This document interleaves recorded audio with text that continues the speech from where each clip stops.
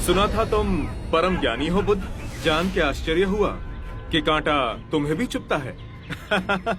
अब तो गली गली ये बात ना उठेगी कि तुम तो कोई पहुंचे हुए महात्मा हो। ये कांटे हमने बिछाए हैं।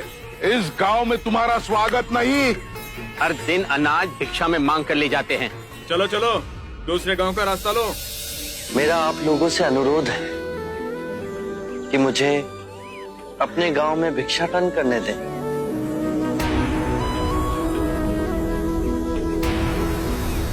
ठीक है, भिक्षा चाहिए तो दे अपने रक्त की आहुति।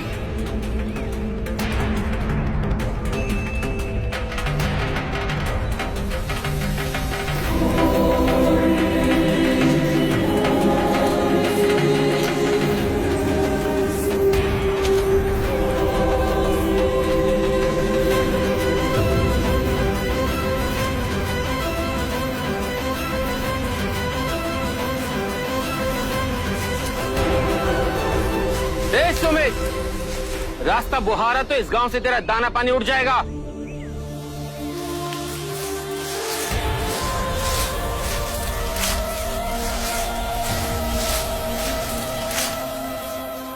आप गांव में प्रवेश कीजिए।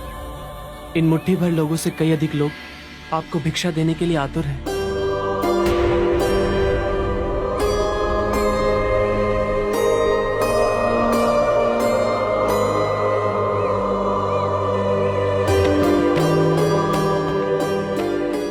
आप मुझे ना छूएं। हाँ? नहीं तो मेरी छाया भी पड़ी, आप दूषित हो जाएंगे। क्यों दूषित हो जाऊंगा मैं? तुम भी हम सभी की तरह मनुष्य ही हो, और एक मनुष्य का स्पर्श दूसरे मनुष्य को कैसे दूषित कर सकता है? केवल लालच, घृणा, मोह, तृष्णा, हम ही मनुष्य को दूषित करते हैं। और तुम जैसा मनुष्य जिसमें इतना प्यार भरा हो, वो केवल दूसरों को सुख ही दे सकता है, दुख नहीं। कैसे महात्मा हो तुम? तुम्हें तो जाति वर्ण का ज्ञान भी नहीं है। चोला पहने कोई सन्यासी नहीं होता। अरे पाखंडी हो तुम, पाखंडी। जो मानव से उसकी मानवता को छीनता है, पाखंडी वो होता है। यदि मुझे पाखंडी कहे आप सभी को संतोष मिलता है तो ये उचित है, परंतु इस मनुष्य में भी हमारी तरह प्राण बसे।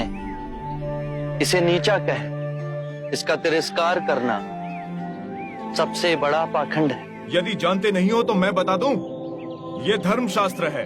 पाखंड कैसे हुआ? जिस मिट्टी से सारी मानवता का सृजन हुआ, उसी से इसका भी हुआ। मानव और मानव में भेद कर आप सृजनकर्ता पर कीचड़ उछाल रहे हैं। यदि हम आकाश में कीचड़ उछालेंगे तो आकाश तो ऊंचा ही रहेगा, परंतु कीचड़ वापस हमारे ऊपर ही गिरेगा। आकाश ने तो भेद नहीं किया, वो हम सभी को एक पिता समान ढके हुए है। ये धरती धान उपजती है, इसने हमारे साथ भेदभाव नहीं किया। ये हवा हम सभी के लिए समान बहती है। पानी हर प्यासे की तृष्णा को बुझाता है। जब प्रकृति भेदभाव नहीं करती तो हम मनुष्य में भेदभाव क्यों करते हैं? यदि ऐसा है तो इसे संघ में भिक्षु क्यों नहीं बनाते? बहुत अच्छा सुझाव दिया आपने। सुनीत, क्या तुम भिक्षु बनना चाहोगे? मैं अछूत, आप जैसे महात्मा का भिक्षु मैं इस योग्य नहीं हूं। जो मनुष्य दूसरे मनुष्य की पीड़ा को देख व्यथित हो जाए, उससे उत्तम कोई दूसरा नहीं। मैं बुद्ध स्वागत करता हूं सुनीत का हमारे भिक्षु संघ में।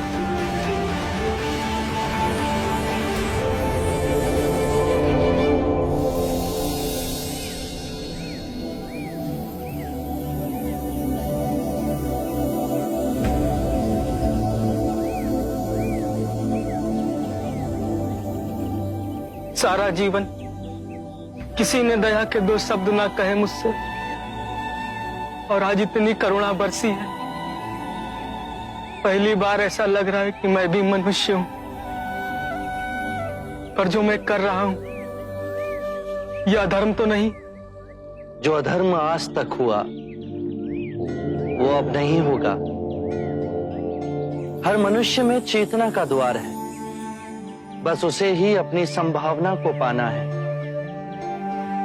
अपनी गरिमा पे पुनः लौटना है। मेरा मार्ग प्रेम का है, तो वहां सबका सत्कार है। गंगा, यमुना, ऐरावती, सरयू, माही, ये सब नदियां हैं, और ये सब अंत में वह सागर में मिल जाती हैं। वहां उनका ना भेद होता है, ना ही नाम। उसी प्रकार जिस भी मनुष्य ने अपना गृह त्याग कर सत्य के पथ पर चलने का निश्चय किया, चाहे वो ब्राह्मण हो या क्षत्रिय, वैश्य या शूद्र ही क्यों ना हो, उसी महासागर में विलीन हो जाते हैं।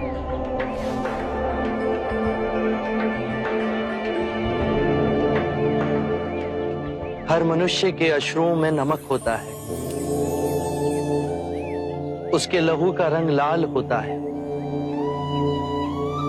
ये भेद मनुष्य ने मनुष्य को उत्प्रेरित करने के लिए बनाए। आज मैं इन भेदों को काटता हूं। आज सुनीत को दीक्षा देना क्रांतिकारी होगा। हम पर बहुत से संकट आएंगे, हमें और तिरस्कृत किया जाएगा,